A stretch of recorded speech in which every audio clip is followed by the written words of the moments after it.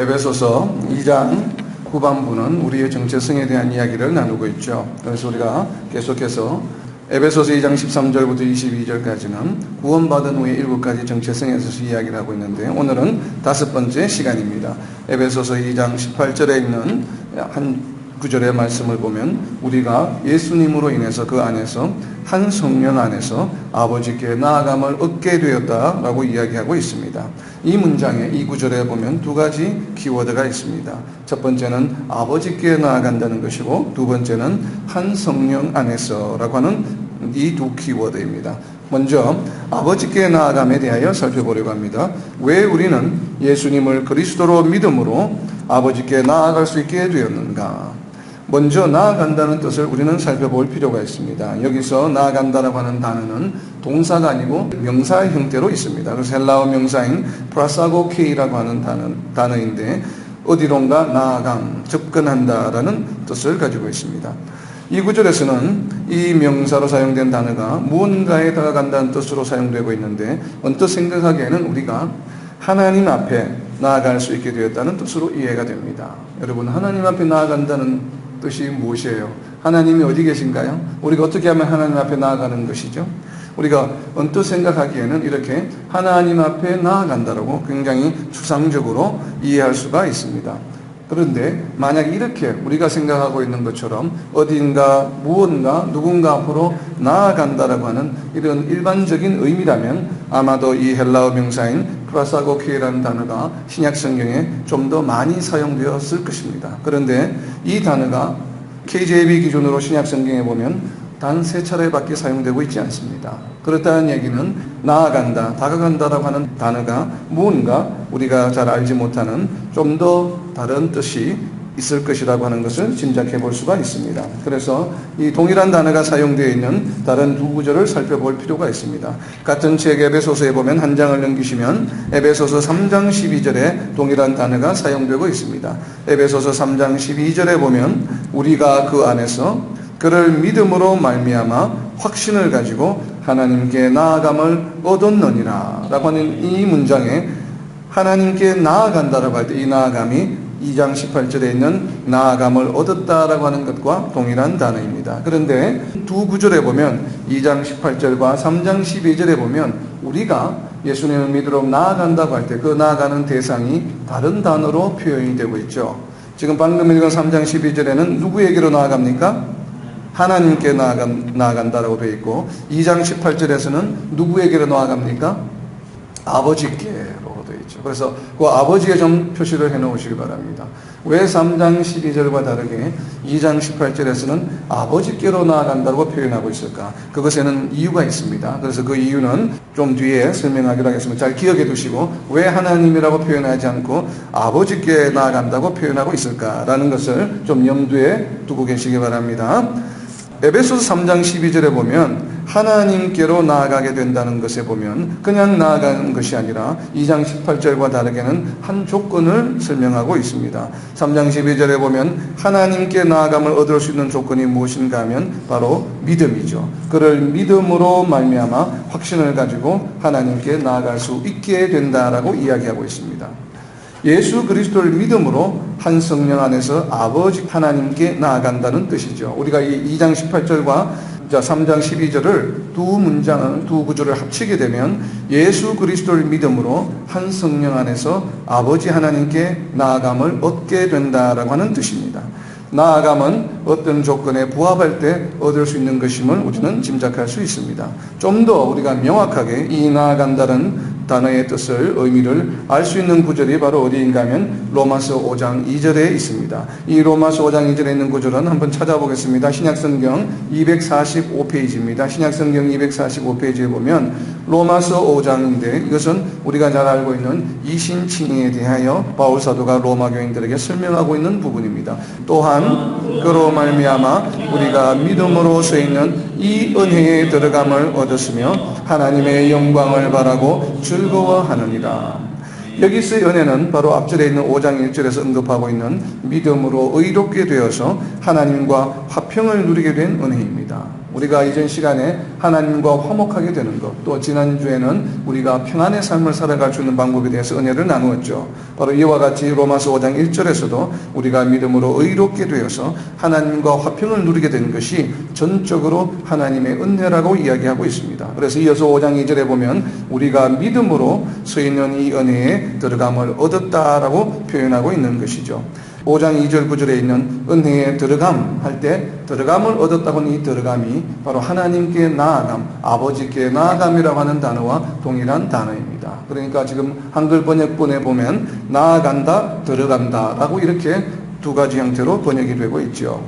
여기에서 은혜에 들어간다는 표현은 어떤 표현입니까? 자, 우리가 질문을 좀 바꿔보면 지금 5장 2절에서 말하고 있는 이 은혜는 우리가 그리스도를 믿음으로 인해서 들어갈 수 있는 은혜인데, 이 은혜는 우리 자신들이 예수님을 믿는 이 순간에 이 은혜가 준비된 것입니까? 아니면 우리가 예수님을 믿기 전부터 이미 존재하던 은혜입니까? 이미 존재하던 은혜죠. 2000년 전에 예수님이 오셨을 때 이미 이 은혜는 이루어졌고, 이 은혜에 대한 준비는 하나님의 신비한 비밀, 미스터리라고 하면서 태초전부터, 창세전부터 하나님께서 예비하고 준비하여 두신 은혜이죠. 그래서 이 은혜는 우리 자신이 예수님을 그리스도로 믿기 전부터 이미 우리 이전에 믿은 다른 성도들은 이미 이 은혜에 어떻게 해요? 이미 들어가 있으면서 이 은혜를 누리고 있는 것이죠. 그래서 이미 이 은혜에 속한 사람들이 존재합니다. 그래서 우리가 예수님을 그리스도로 믿음으로 인해서 우리는 이 은혜에 어떻게 됩니까? 들어간다라고 하는 표현을 합니다. 동참한다는 표현이죠. 바로 이것은 어떤 뜻입니까? 우리가 대학을 갈 때 어떤 대학에 가서 수업을 들으려면 그 대학으로부터 뭘 받아야 돼요? 어드미션을 받아야 되죠. 입학 허가서를 받아야만 그 대학의 학생이 되어서 그 대학에서 제공하는 이 수업을 받을 수 있게 되는 것이죠. 이와 같이 오늘 쓰인 이 단어의 표현은 나아간다라고 하는 표현은 무언가에 내가 들어감으로 자격을 갖추게 되므로 거기에 속하게 된다라고 하는 단어입니다. 자, 이제는 에베소서 오늘 2장 18절 본문으로 돌아와서 보면 우리는 단순히 하나님 앞에 나가 이렇게 서 있는 상태 혹은 하나님께 다가갈 수 있게 되었다기보다는 이제 하나님께 속한 자가 됨을 의미하는 것입니다. 과연 그렇습니까? 이를 뒷받침하는 표현이 바로 이어지는 에베소서 2장 19절에 있습니다. 에베소서 2장 19절을 보면 우리를 무엇이라고 부릅니까? 성도들과 동일한 시민이요 하나님의 권속이라.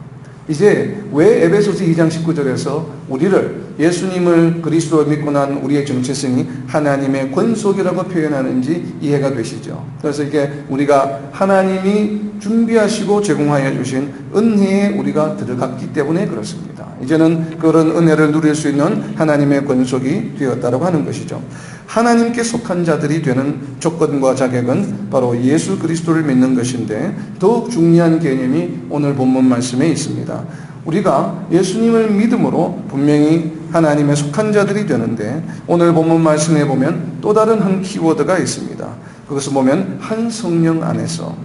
이 한 성령 안에서라고 굳이 이렇게 표현을 대놓은 것은 무엇인가 하면 우리가 예수님을 그리스도로 믿음으로 하나님께 속하게 되었지만 실질적으로 우리가 예수님이 다시 오실 때까지 그 이전에 이 땅에서 살아가는 동안에 어떻게 하면 하나님의 권속으로서 하나님의 은혜에 속한 자들로서 정말 그 은혜를 이 땅에서 누리며 살아갈 수 있겠는가 라고 하는 것에 대한 지금 해답을 주고 있는 것입니다. 그래서 한 성령 안에서라고 지금 오늘 본문에서는 설명하고 있습니다.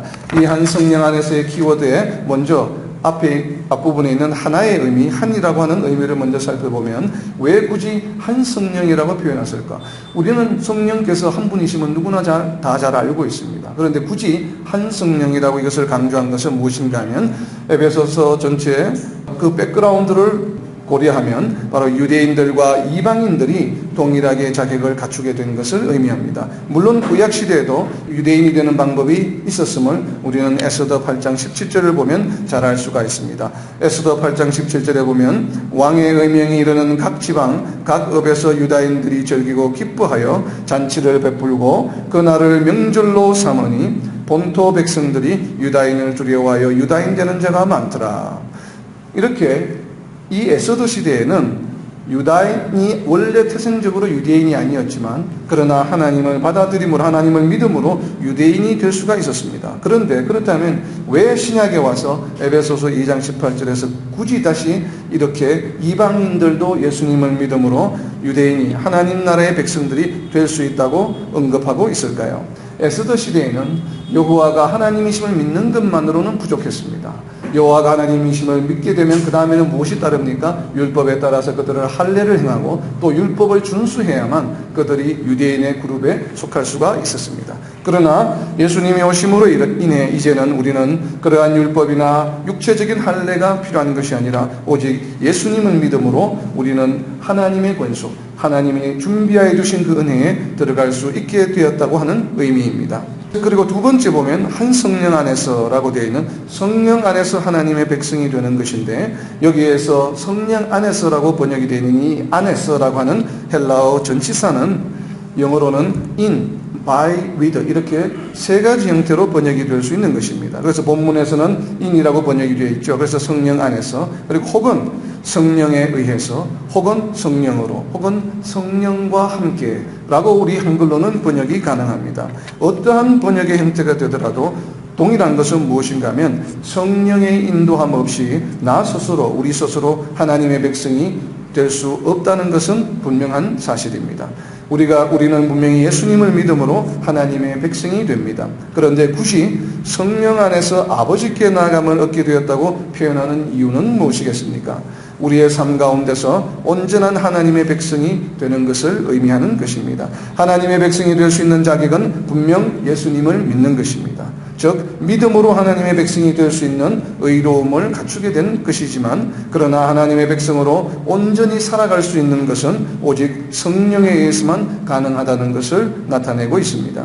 우리의 노력이나 의지로 되는 것이 아니라 오직 우리의 공로는 아무것도 전혀 없고 오직 하나님의 전적인 은혜이자 성령의 사역인 것입니다. 우리가 이 땅에서 정말 천국의 삶을 누리고 하나님이 기뻐하시는 정말 우리의 기쁨과 평강을 누리는 삶을 살아가는 것은 우리의 노력이나 의지나 지식이 아니라 오직 하나님이 베풀어 주신 은혜에 의한 것이라고 하는 것입니다. 바울 사도는 이러한 것을 바로 로마서 8장 16절에서 선포하고 있습니다. 로마서 8장 16절입니다. 성령이 친히 우리의 영과 더불어 우리가 하나님의 자녀인 것을 증언하시나니 우리가 하나님의 백성이자 자녀임을 누가 증언하십니까? 우리 자신이 증언하나요? 그렇지 않죠. 바로 성령께서 우리의 영과 더불어서 우리가 하나님의 자녀인 것을 증언한다고 바울 사도는 로마서에서 설명하고 있습니다. 그렇다면 이제 중요한 문제가 우리 앞에 놓여 있습니다. 만일 우리의 영이 성령을 따르지 않으면 우리는 어떻게 되는 것일까요? 자, 로마서 8장 16절에 보면 성령이 친히 우리의 영과 더불어 우리가 하나님의 자녀인 것을 증언하신다고 하셨는데 그러면 성령과 누가 필요해요? 우리의 영이 필요하죠. 그래서 우리의 영이 성령과 함께 일할 때 우리는 하나님의 자녀인 것을 증언하는 것이다 라고 설명하고 있는데 그렇다면 여기에서 우리의 영이 하나님의 영과 함께 하지 않는다면 우리는 하나님의 백성입니까? 아닙니까? 우리는 성도입니까? 아닙니까? 자, 질문을 바꾸어서 예수님을 믿는다고 하면서 성령을 따르지 않는다면 성도입니까? 아닙니까? 우리는 심각하게 우리 자신에게 날마다 이 질문을 해야만 합니다. 그래서 바울 사도는 이 질문에 대한 답을 찾을 수 있도록 로마서 6장 16절에서 이신칭에 대하여 좀 더 구체적으로 설명하고 있습니다. 로마서 6장 16절은 대단히 중요한 구절입니다. 한번 찾아보겠습니다. 신약성경 247페이지에 있습니다. 우리는 통상적으로 이신칭리에 관한 로마서 말씀은 가장 대표적이고 중요한 말씀이 10장 10절 말씀입니다. 로마서 10장 10절 말씀에 보면 사람이 마음으로 믿어 의에 이르고 입으로 시인하여 구원에 이르느니라. 성도라면 아마도 이 말씀을 너무나도 잘 알고 있을 것입니다. 로마서 10장 10절 말씀 사람이 마음으로 믿어 의에 이르고 입으로 시인하여 구원에 이르느니라. 이것은 이신칭의를 대표하는 말씀이죠. 그래서 이 말씀은 성도라면 누구나 다 잘 알고 있습니다. 그런데 의외로 이 로마서 10장 10절 말씀을 좀 더 상세하게 구체적으로 우리가 알 수 있게 실생활에 적용할 수 있도록 설명하고 있는 로마서 6장 16절 말씀은 상당히 많은 성도들이 간과하는 경향이 있습니다. 로마서 10장 10절에서는 마음으로 믿어 의에 이른다고 하는데 이 마음으로 믿는다는 것이 과연 무엇인가를 로마서 6장 16절에서 설명하고 있는 것입니다. 로마서 6장 16절입니다. 다 함께 읽겠습니다. 죄의 종으로 사망에 이르고 혹은 순종의 종으로 의에 이르느니라. 자, 의에 이르는 것이 어떻게 이른다고요? 순종의 종으로. 그게 표시를 좀 해놓으세요. 정말 중요한 말씀입니다. 순종의 종으로 의에 이른다라고 말씀하고 있습니다. 이것은 행위를 강조하는 구절이 아닙니다. 이는 순종의 종과 로마서 10장 10절에 있는 마음으로 믿는다라고 하는 것이 같다는 의미죠. 로마서 10장 10절에서는 어떻게 의에 이른다고요? 마음으로 믿어 의에 이른다. 로마서 6장 16절에 같은 지금 로마 교인들에게 편지를 보내고 있는 바울 사도가 설명하고 있는데 다른 의미로 쓰지는 않겠죠. 그래서 10장 10절에서는 마음으로 믿어 의에 이르고 로마서 6장 16절에서는 순종의 종으로 의에 이른다라고 표현하고 있는 것은 결국은 순종의 종으로 이른다라고 하는 이 표현이 마음으로 믿어라고 하는 것과 동일하다는 것이죠. 우리가 예수님을 믿는다고 하는 것은 다르게 표현하면 그럼 무엇이에요? 예수님께 순종한다라고 하는 표현입니다. 이는 성령의 인도하심에 순종한다는 의미이죠. 예수님께 순종한다는 것은 무엇이에요? 결국은 지금 우리와 함께 역사하시는 성령의 인도하심에 순종한다는 의미입니다. 성령의 인도하심에 불순종한다는 것을 다르게 표현하면, 좀 극단적으로 표현하면 어떤 표현이 되겠어요? 그러면 반대로 이야기하면 믿음이 없다는 것이 되는 것입니다. 이는 옳은 이야기입니다. 믿음이 있다면 누구나 성령의 인도하심에 순종하여야 하기 때문입니다. 믿음이 없기 때문에 순종하지 않는 것입니다. 하나님이 창조주요 전지전능하신 분이라는 걸 우리가 믿는다면 과연 성령의 인도하심에 불순종할 수 있겠습니까? 물론 우리는 연약한 존재여서 때로는 그럴 수 있다고 생각합니다. 그러나 로마서의 말씀은 절대 그럴 수 없다라고 하는 논리를 설명하고 있습니다. 이것은 로마서뿐만 아니라 신약의 다른 책에서도 여러 번 명확하게 보여주고 있습니다. 히브리서 11장을 보시면 믿음장이라 불리는 이 히브리서 11장에서 많은 조상들의 순종의 행적을 강조하고 있는 것도 바로 이러한 논리가 있기 때문입니다. 그리고 요한 사도 또한 이러한 논리를 요한일서 3장 6절에서 강조하고 있습니다. 신약성경 390페이지 요한일서 3장 6절에 보시면 그 안에 거하는 자마다 범죄하지 아니하나니 범죄하는 자마다 그를 보지도 못하였고 그를 알지도 못하였느니라. 얼마나 엄중한 표현입니까? 요한일서 3장 6절 말씀은 보면 범죄하는 자마다 예수님을 보지도 못하였고 예수님을 알지도 못한다라고 요한 사도는 선포하고 있습니다. 범죄하는 자는 아예 예수님을 본 적도 없고 알지도 못한다고 선포하고 있는 것입니다.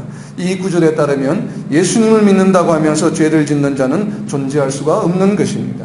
여전히 죄를 짓고 있다면 정말 우리 자신의 믿음이 정말 온전한 것인지 심각하게 우리는 되짚어 보아야 하는 것입니다. 이것을 예수님께서는 마태복음 5장 4절에서 애통해야 한다라고 표현하고 있습니다. 마태복음 5장은 산상수훈의 첫 번째 파트에 보면 마태복음 5장 4절에 보면 애통하는 자는 복이 있나니 천국이 저희 것이며라고 하는 말할 때 이 애통이라고 하는 표현이 바로 뭐냐면 우리가 죄를 지었을 때 우리 자신의 믿음이 있는가 없는가를 우리 자신 스스로가 철저하게 검증하는 모습을 우리는 바로 애통이라는 단어로 표현하고 있는 것입니다. 정말 나는 성령의 인도하심을 받지 않고서는 죄를 지을 수밖에 없는 정말 하찮은 존재라는 것을 한없이 다윗처럼 정말 눈물이 침상을 떠올릴 정도로 회개하고 철저히 자신을 채찍질하여서 변화되려고 하는 노력을 애통이라고 하는 단어로 표현하고 있는 것입니다. 그래서 애통하는 자에게 천국이 임하는 것입니다. 하나님을 믿는다면 이러한 애통이 있어야 하는 것입니다. 죄를 짓고도 별 죄책감을 느끼지 못하고 참다운 회개로 이어지지 않는다면 정말 그가 믿음이 없는 것이라고 성경은 말씀하고 있는 것입니다. 그래서 요한 사도는 더 엄중하게 요한일서 3장 10절에서 선포하고 있습니다. 요한일서 3장 10절에 보면 형제를 사랑하지 아니하는 자는 하나님께 속하지 아니하니라.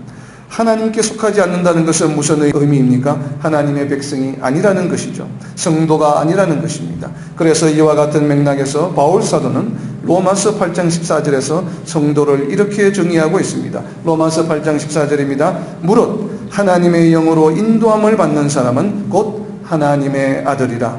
로마서 8장 14절에 보면 성령의 인도하심을 받는 사람을 누구라고 부릅니까? 하나님의 아들이다. 그러면 하나님은 이 아들의 누가 되셔요? 아버지가 되시죠. 그래서 에베소서 2장 18절에서 아버지께로 나아간다라고 이야기하고 있습니다. 한 성령 안에서 아버지께로 나아간다는 얘기를 다르게 표현하면 뭐예요? 우리가 한 성령 안에서 성령의 인도하심을 받아서 성령과 함께 우리의 영이 동행함으로써 어떻게 된다고? 우리가 아들이라 일컬음을 받기 때문에. 그래서 한 성령 안에서 우리가 하나님께 나아간다고 표현을 하지도 않고 아버지께로 나아간다고 표현하고 있는 이유입니다. 다시 말하면 하나님의 영으로 인도함을 받지 않는 사람은 하나님의 아들이 아닌 것이 되는 것입니다. 이것이 에베소서 2장 18절에서 성령으로 아버지께 나아감을 얻는 것이다, 하나님의 권속이 된다고 하는 의미인 것입니다. 성도라고 하는 이름은 단순히 교회에 나온다고 하여서 얻어지는 이름이 아닙니다. 성도라는 것은 이제는 더 이상 세상에 속하지 않고 세상으로부터 나와서 아버지께로 나아갈 수 있게 되었다는 의미입니다. 그리고 단순히 하나님 앞에 서게 되었다는 의미를 넘어서 성령의 인도하심을 받는 삶을 살아가는 존재가 되었다는 것입니다. 만약 성령의 인도하심을 받기를 거부하거나 성령의 인도하심에 불순종하는 자는 더 이상 성도라 불리움을 받을 수 있는 자격이 없는 것입니다. 말씀을 맺습니다. 그저 교회만 다니면 구원을 받을 수 있다는 아니란 생각이나 혹은 그저 주일날 예배에 참석하여 주시는 말씀의 은혜를 통해 잠깐의 위로를 받으려고 교회만을 다니는 무늬만 성도인 세상의 풍조를 우리는 이제는 완전히 끊어버리고 마음을 새롭게 하여 신령과 진정으로 나의 삶을 하나님께 산제사로 드림으로 날마다 모든 것에서 하나님을 인정하고 온전히 주님의 팔에 안겨 성령의 인도하심에 나의 온 삶을 맡김으로 진정한 평안과 쉼을 얻는 참된 하나님의 백성으로 살아가는 저와 여러분이 되시기를 예수님의 이름으로 선포합니다.